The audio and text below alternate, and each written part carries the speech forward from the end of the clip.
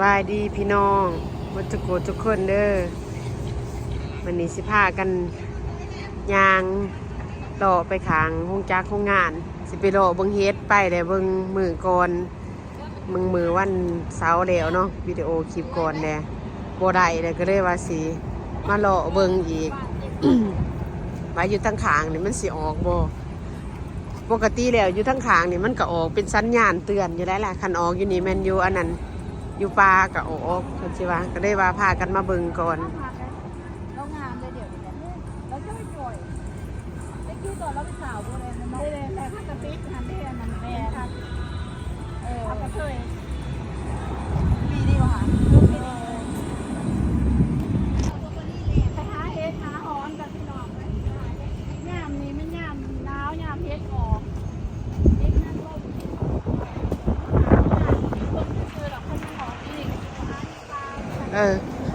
มาเบิ่งเฮาบ่ได้มาเก็บเอาคันออกอยู่นี่มันอยู่ปลาออกหลายโหลดทุกปีมันต้องเป็นแนวนั้นมาพากันมาเลาะเบิ่งไก่ก็มองเฮ็ดเวียก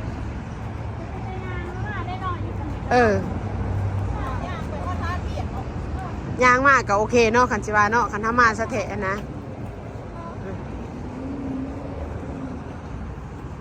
มาเลาะเบิ่งเฮ็ดนำกันพี่น้อง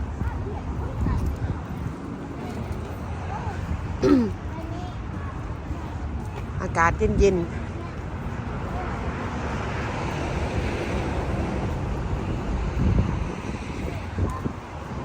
หนาวบ่ไม่เท่าหนาวบ่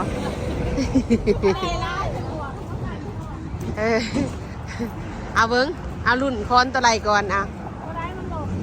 เอาค้อนตัวนี้ก่อนค้อนตัวนี้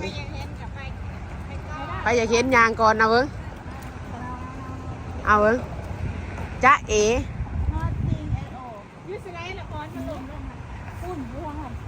โบมีอะไรเลย ไปค้อนตัวนั้นนอนดิเลยให้จังไปเบิ้งนะจังไปเบิ้งอยู่ไหนบัดนี้ฮะใส่เอ้ยใส่ตัวคือตาดีแท้โอ้ยเห็นเห็นเห็นเห็นเห็นเดี๋ยวไปเบิ้งเมืองนั่นเดี๋ยวไปเบิ้งเมืองนั่นเห็นอยู่เพราะว่ามัน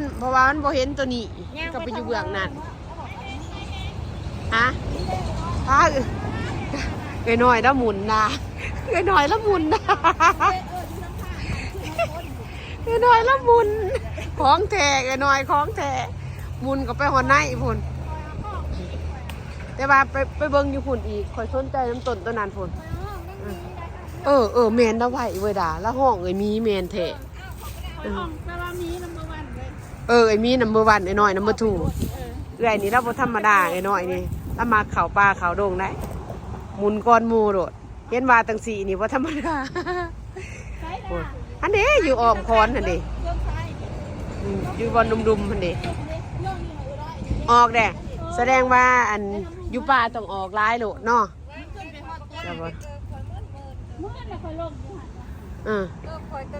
มันอยู่สูงอยู่ได้สุดนี่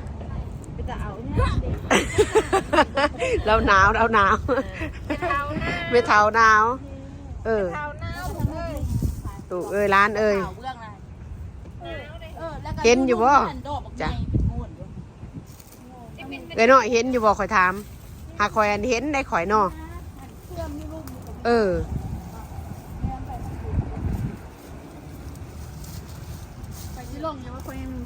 บ่ลงดอกมีแต่ไปเบิ่งตัวต่อไปข่อยสนใจอยากให้จะเบิ่งตัวต่อไปพุ่นนะซ้ำนี่กับพ่อคอนตัวนี้เนาะมาเบิ่งบอลแต่ละบอลเอาไม่เท่าดูโอ้ยเป็นจังเอาเจ้าสิไปเฮ็ดยังหน่อยบ่ไปเบิ่งอีกตอนต่อไปเอาไปดมนะมันหอมบ่เอาไปเอาค้อนต่อไปพุ่นน้อยเสื้อว่ามันยังมีอีกข่อยเสื้อตัวต้นใหญ่ๆอันนี้ด่าไปเบิ่งอีกพี่น้องแต่ว่าอยู่ลุมข่อยบ่ได้ลงไปถ่ายให้เบิ่งหักออกแล้วเพราะว่ายังต่อไปพุ่นอีกน้อยก็สิว่าฮะ แถวนี้มันอยากโคกแน่จักหน่อยเพราะว่าเป็นคลองน้ำไว้น้ำห้อง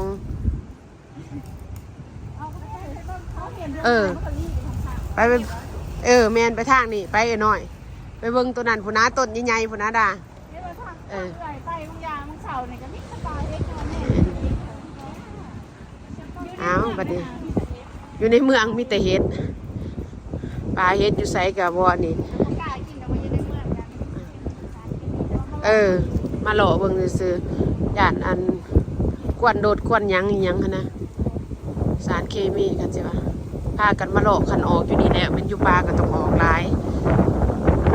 มีสีลมๆเนาะ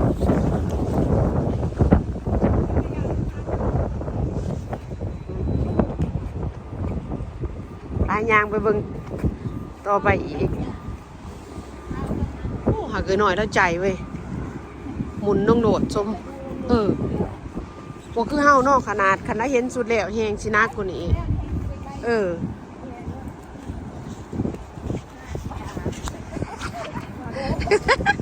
ตื่นตอนมีบอลเฮ็ดเบียดพี่น้องพากันยางออกมาย่ามเบรกก็สิว่ามาเลาะเบิ่งแม่นซะบ่ออกดอกมันต้นคนละต้นผลไหวบ่ไหวเพราะว่าเพิ่นหูจักต้นอันที่ว่ามันออก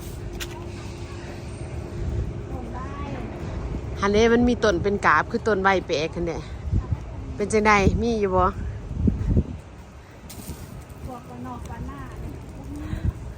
ฮะเอาบ่มีซะบ่เอาบ่มีบ่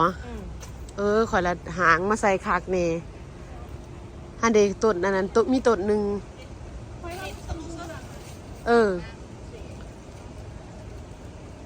คือว่าสิออกคักแน่ได้มาเที่ยวนี่ต้นนี่นะไปต่อออกมันบ่ออกบางเทื่อออกอยู่เบื้องนั้นก็มีเพราะว่ามันบังก็บ่ได้เอาเสื้อมันมาถิ่มใส่ดอกบางเทื่อออกเบื้องนึงบ่ออกเบื้องนึงคันสิว่ามันก็บังเฮาก็ไปบ่ได้เด้อพ่อเฮ้น้ามันนี่ไปตาเป็นจังได๋จังมาไปสอนปลูกแย่มันน้ำมาเดินมาหาเห็ดก่อนสิแบบหอยนี่อันจูบมากอยู่เลย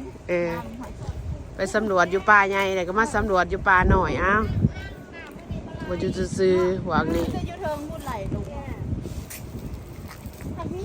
ไปเบิ่งอีกบอนเจหันอีกนี่แหละ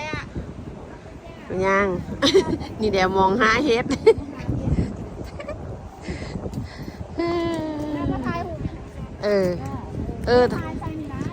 แมนงามต้นอันนี้เนาะ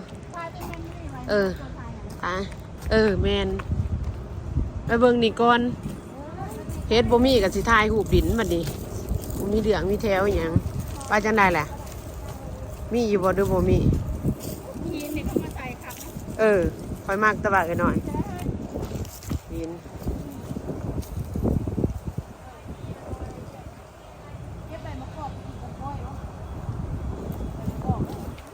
บ่มี3พี่น้องบ่มีเฮ็ด3ปกติแล้วเพิ่นออกละหั่นแต่ละปีอยู่นี่ก็สิพากันมาเบิ่งเอา